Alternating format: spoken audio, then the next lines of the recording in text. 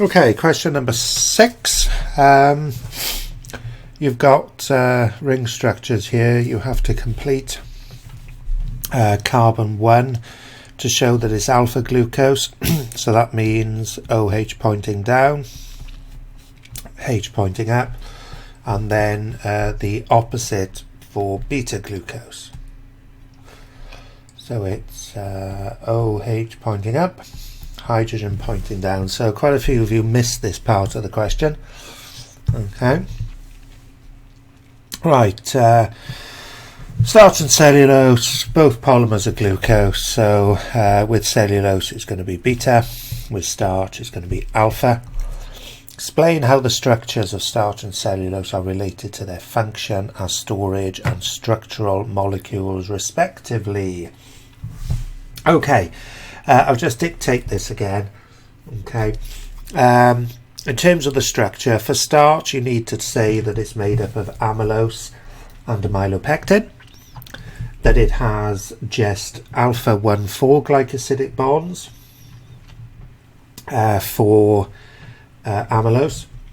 Amylopectin is branched and has alpha 1,4 and alpha 1,6 glycosidic bonds. Okay, so any two of those would have been good.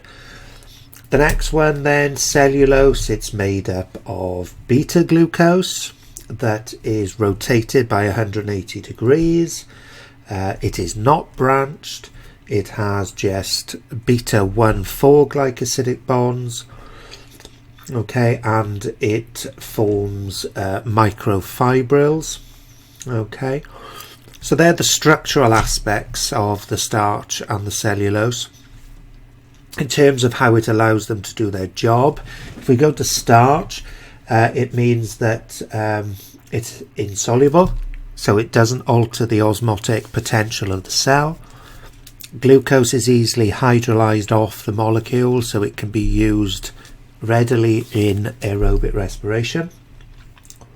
With regard to cellulose then, it is a strong molecule that provides support and strength to plant cell walls.